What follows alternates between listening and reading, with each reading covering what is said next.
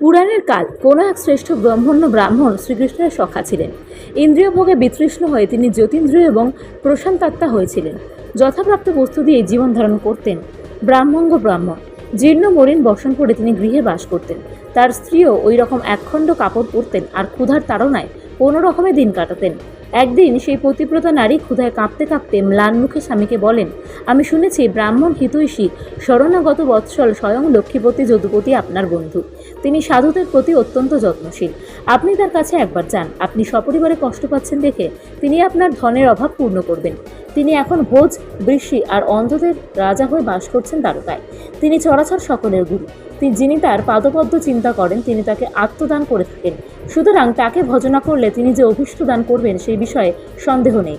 সেই দরিদ্র ব্রাহ্মণ স্ত্রীর দ্বারা বহুবার অনুরুদ্ধ হইয়া ভাবলেন, ঠিক আছে, আর কিছু হোক না হোক পরম লাভ এই যে শ্রীকৃষ্ণগুরু দেখতে পাবো। এরকম চিন্তা করে ব্রাহ্মণ দ্বারকা যাওয়ার সংকল্প করলেন। স্ত্রীকে বললেন, কল্যাণী, সখাকে দেখতে যাব। যদি ঘরে কোনো উপহার সামগ্রী থাকে দাও, আমিই নিয়ে যাই। ব্রাহ্মণী তখনই অন্যান্য ব্রাহ্মণ বাড়ি থেকে 4 মুঠো চিড়ে এনে পুরনো কাপড়ে বেঁধে স্বামীকে দিলেন। ব্রাহ্মণ সেই চিড়েটুকু নিয়ে কি করবে, তার চিন্তায় শ্রীকৃষ্ণ দর্শন ঘটবে এই চিন্তা করতে করতে উপস্থিত হলেন দ্বারকায়। দ্বারকায় এসে সেই দরিদ্র ব্রাহ্মণ অন্যান্য ব্রাহ্মণদের সঙ্গে 3 সৈন্যগুহা আর 3 কক্ষ অতিক্রম করলেন। তারপর তিনি প্রবেশ করলেন শ্রীকৃষ্ণের ঘরে। শ্রীকৃষ্ণ রুক্মিণীর ঘরে শুয়েছিলেন পালঙ্কে। দূর থেকে তিনি ব্রাহ্মণকে দেখে দুহাত বাড়িয়ে তাকে আলিঙ্গন করলেন। প্রিয় শাখা পাম্বনের অঙ্গস্পর্শে শ্রীকৃষ্ণের এত আনন্দ হলো যে তার চোখ দিয়ে আনন্দাশ্রু ঝরতে লাগলো। তারপর ভগবান শ্রীকৃষ্ণ বন্ধুকে পালঙ্কের ওপর বসিয়ে তার জন্য পুজোর সামগ্রী আনলেন।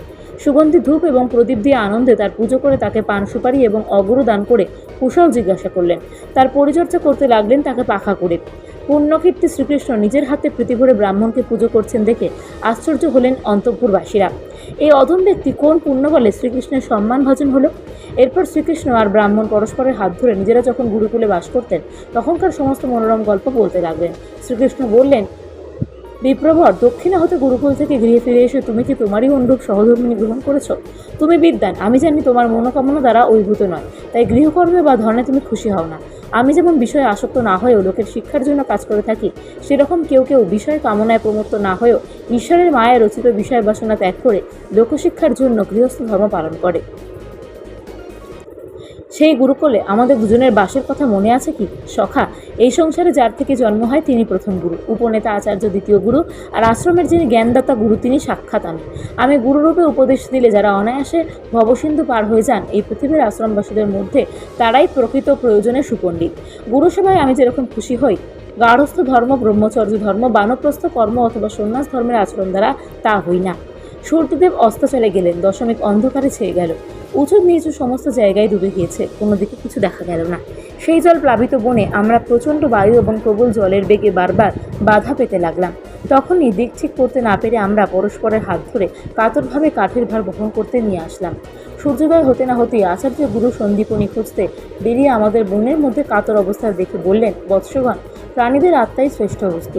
তোমরা সেই আত্মাকে না মেনে গুরু আর গুরুপত্নীকে শ্রেষ্ঠ মনে বুঝে নিজেরা দুঃখ পেয়েছ। যারা গুরুর জন্য সর্বস্থ সার্থক দেহ সমর্পণ করেন, যারা আমার শিষ্য হন, তারা এরকম আচরণ করে গুরুর প্রত্যুপকার করেন। দ্বিজপুত্রগণ, আমি তোমাদের ওপর সন্তুষ্ট হলাম, তোমাদের সকল কামনা পূর্ণ হোক। ইহকালেই কি আর পরকালেই কি, আমার কাছে অতীত বেদতত্ত্ব যেন তোমাদের মন থেকে বিলুপ্ত না হয়। বন্ধু, গুরুকুলে থাকার সময় আমাদের এরকম যত সব ঘটনা ঘটেছিল সে সমস্তই তোমাদের মনে আছে তো? গুরুর কৃপাতেই পুরুষ শান্তিপূর্ণ হতে পারে। ব্রাহ্মণ বললেন, দেব তুমি পূর্ণকাম, একসঙ্গে যখন আমরা বাস করেছি আমাদের কি আর অপূর্ণ আছে? হে প্রভু, যার দেহ বেদময় ব্রহ্ম আর যিনি নিখিলের মঙ্গল আকার, তার গুরুকুলে বাস কেবল লোকশিক্ষার জন্য তা মানুষের একান্ত অনুকরণযোগ্য। সর্ব অন্তর্যামী শ্রীহরি সেই আগন্তুক ব্রাহ্মণের সঙ্গে এরূপ কথা বলতে বলতে প্রেম দৃষ্টিতে তাকে দেখে পরিহাস করে বললেন, তুমি গৃহ থেকে আমার জন্য কি উপহার এনেছো? ভক্তরা যদি অল্প কিছু উপহার হানে আমি তাতেই প্রচুর মনে করে সন্তুষ্ট হই। অভক্তদের আনা প্রচুর উপকরণেই আমি হৃষ্ট হই না। পাতা, ফুল, ফল আর জল ভক্তিপূর্বক আমাকে যে দেয় আমি তা সন্তুষ্ট মনে তাই গ্রহণ করি। একথা শুনে ব্রাহ্মণ লজ্জায় তার বাড়ি থেকে আনা সেই 4 মুঠো চিড়ে কিছুতেই দিতে পারছিলেন না কৃষ্ণকে। তিনি শুধু বসে রইলেন অধবদনে। সর্বভূতের অন্তর্যামী শ্রীকৃষ্ণ ব্রাহ্মণের আগমনের কারণ আগেই বুঝতে পেরেছিলেন। তিনি দেখলেন যে ব্রাহ্মণ সম্পদের জন্য ভগবানের ভজনা করেননি, পতিব্রতা স্ত্রীর প্রিয় সাধন করাবার জন্যই এসেছেন তার কাছে। তিনি স্থির করলেন যে ব্রাহ্মণকে দেবতাদেরও দুর্লভ সম্পত্তি দান করতে হবে। শ্রীকৃষ্ণ মনে মনে এই ভেবে ব্রাহ্মণের কাপড়ে বাঁধা চিড়ে কেড়ে নিয়ে বললেন, সখা, এ কি? এই তো আমার প্রীতিকর উপহার এনেছ। আমি বিশ্বাত্তা, এই চিড়ে নিয়েই আমি সন্তুষ্ট হয়েছি। শ্রীকৃষ্ণ এই বলে এক মুঠো চিড়ে খেয়ে ফেলেন এবং আবার খাওয়ার জন্য যেই দৃঢ় মুঠো তুলেছেন, অমনি লক্ষ্মীরূপিণী রুক্মিণী দেবী পরম ব্রহ্মের হাত ধরে বললেন, বিশ্বাত্তা, ইহলোক পরলোকে পুরুষের সকল সমৃদ্ধির জন্য আপনার এই এক মুঠি চিড়েই যথেষ্ট। আপনি আর দ্বিতীয় মুঠি খাবেন না। এভাবে আমাকে আর মানুষের মধ্যে চিরবন্দিনী করে রাখবেন না। ব্রাহ্মণ সেই রাত্রিতে কৃষ্ণালয়ে থাকলেন। পরম তৃপ্তির সঙ্গে পান ভোজন করে নিজেকে যেন স্বর্গস্থ বলে মনে করলেন। রাতভর হলে ব্রাহ্মণ নিজের বাড়িতে যাবার উদ্যোগ করলেন। বিশ্বস্রষ্টা শ্রীকৃষ্ণ তার সঙ্গে কিছু দূর গিয়ে প্রণাম করে বিনয় বচন করে সন্তুষ্ট করলেন তাকে। সখার কাছ থেকে অর্থ পেলেন না ব্রাহ্মণ, আর নিজেও মুখ ফুটে কিছু চাইলেন না। ব্রাহ্মণ যেতে যেতে ভাবলেন, আহা, ভগবানের কি ব্রহ্মনত দেখলাম। তিনি বক্ষে লক্ষ্মীকে ধারণ করেন, অথচ আমার মতো দরিদ্রতম ব্যক্তিকে আলিঙ্গন করতেও কুণ্ঠাবোধ করলেন না। কোথায় আমি দিন দরিদ্র নির্জন, আর কোথায় কমলার আবাসভূমি শ্রীকৃষ্ণ। ব্রাহ্মণ এরকম চিন্তা করতে করতে নিজের গৃহের কাছে এসে দেখলেন যে সেখানে চন্দ্রসূর্যের অগ্নির মতো উজ্জ্বল এক মন্দির বিরাজ করছে। বিচিত্র বাগান আর উপবন, সেই বাগানে গাছের শাখায় বসে নানা রকম পাখি গান গাইছে। নিচে অতি সুন্দর সরোবরে শোভা পাচ্ছে পদ্ম, শালুক প্রভৃতি জলজ ফুল।